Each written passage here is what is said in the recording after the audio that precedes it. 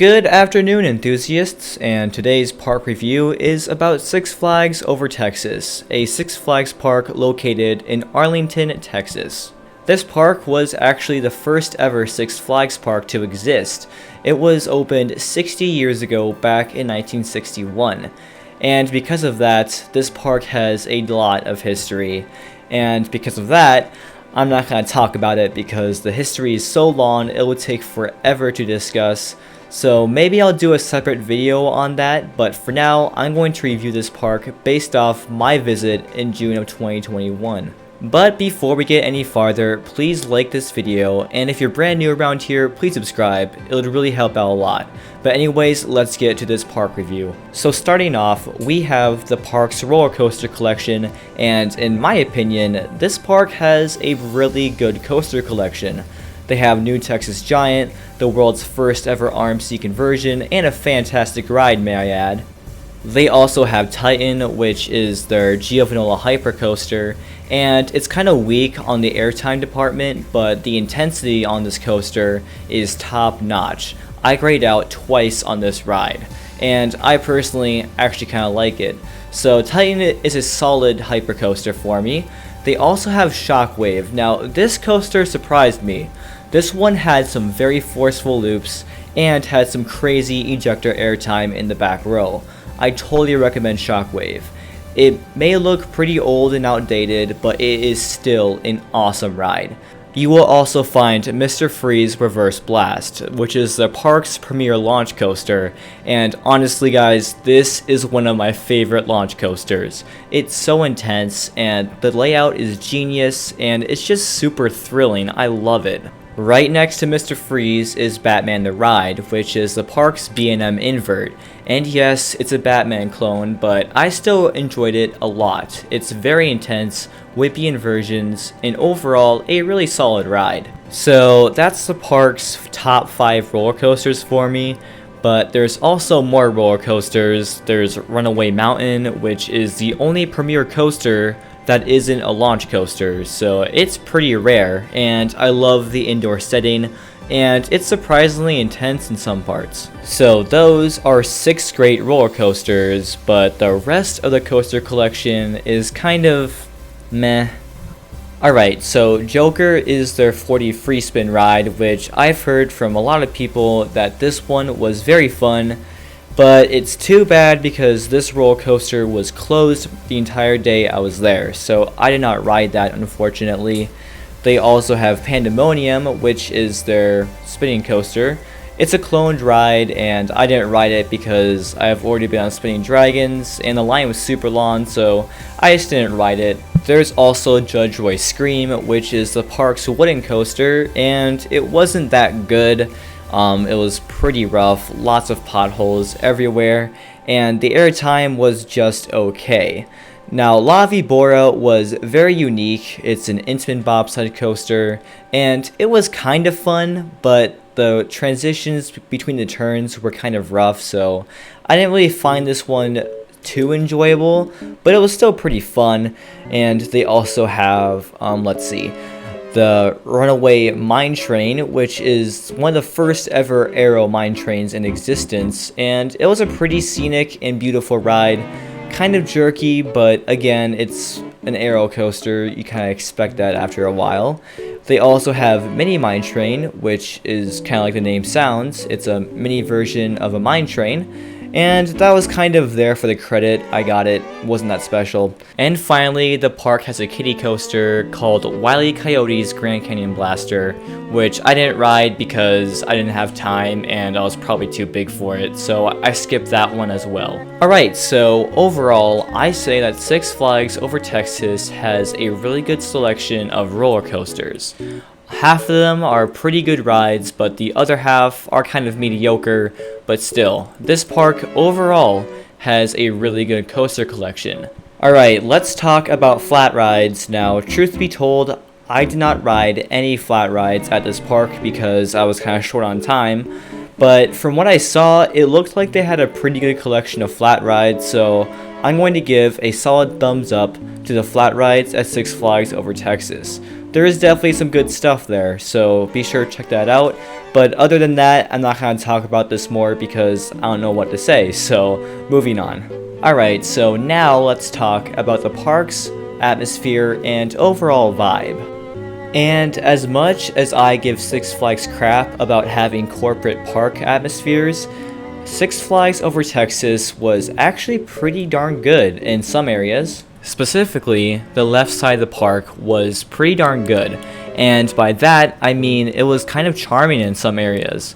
There was like a river going through, I think, somewhere, and there's lots of trees and just beautiful landscaping in this section of the park.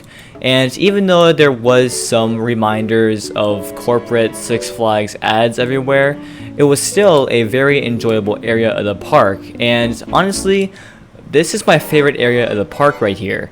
Now, the other side, Gotham City, was definitely less impressive. It just wasn't nearly as good as the other side of the park, and if it wasn't for the roller coasters that were there, I don't think I would be spending any time in this section of the park, because it just didn't have a good atmosphere. I didn't like it that much, but hey, that's just me. And that leads to the park's theming, and the left side of the park, which is the one I like the most, actually has some pretty decent theming. It's themed to the 6 countries that control Texas over the state's history, and that's where the name Six Flags Over Texas comes from. Now, the Gotham City section of the park was definitely not good theming at all. Well, there was one exception, and that was Mr. Freeze's First Blast. That actually had some pretty decent theming for Six Flags Park, but everything else was just mediocre to just blah. Batman the Ride kind of felt like it was doing the bare minimum for theming, and pretty much all the other rides in this area had absolutely no theming whatsoever. The Joker, Harley Quinn, the Riddler didn't have any theming besides maybe the coaster sign. And finally, there's the kids section of the park, which is full of little kid rides that kids will of course enjoy, and the theming was Looney Tunes, which I thought was, kind of cute, and kids would definitely love that, so no complaints there. But yeah, Six Flags theming isn't really the best. It's nowhere near the level of Disney or Universal, and some Cedar Fair rides have much better theming than pretty much all of these combined. So overall, Six Flags Over Texas was pretty hit or miss for the most part. And also, it should be known that I don't really care about theming that much as other people may do, so this wasn't a huge bummer, but I still brought it up because I figured that some of you would like to know. Okay, let's talk about operations, and just like theming, the operations were pretty hit or miss. So first of all, huge shout out to the New Texas Giant crew. They were not stacking at all. They were sending those trains out. It was pretty good. Same with Titan, and Batman the Ride was not that good for operations. Same with La Vibora. I know La Vibora has horrible capacity, but they weren't really filling the trains out that much, so that kind of made me a little mad.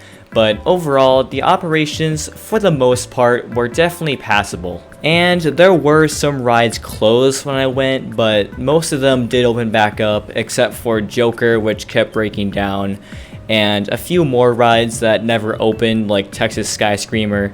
But overall, the closed rides weren't really that big of an issue. So the ride operators, for the most part, most of them were extremely friendly and very fun people, so no complaints against them. I should bring up the park's layout because at certain times it was kind of confusing, and I did a lot of research on this park, so I didn't have a super hard time getting around, but let's just say if this was your first time here and you had no idea where to go, you would probably be lost for a good chunk of the day, because the park's layout isn't really the best in my opinion. Like, it's really scattered and it's super hard to find some rides like Titan, for example. So if it's your first time here, be sure to bring a map because you're gonna need it. Now, one thing that I thought was really good about Six Flags Over Texas was how they handled their memberships. I myself am a Six Flags Platinum member, so not only did I get free preferred parking and discounts on merch and stuff like that, but they had a separate entrance to the park specifically for the Six Flags members. It's not really a huge deal, but as for me, I really appreciated it. So yeah, that's pretty much all I gotta say about Six Flags Over Texas. In my opinion, overall, this park is definitely a B-tier park. It's not perfect, but it's still very good for what it is, and it's not really an A-tier park, but still, I had a very fun time here, and for a first Six Flags park, this was pretty good. I had a really good experience here, and I would definitely come back to this park if I had the chance to. Now, is this park worth your time? If you're in the area, then absolutely. But if you're like me, who lives 1,000 miles plus away from this park, then it might get a bit tricky, but it is worth coming to at least once in your life, because it's definitely a very nice and historical park. And with that, I think this park review of Six Flags Over Texas has come to a close. Thank you all so much for watching, and as always, subscribe, like this video, and comment your thoughts down below.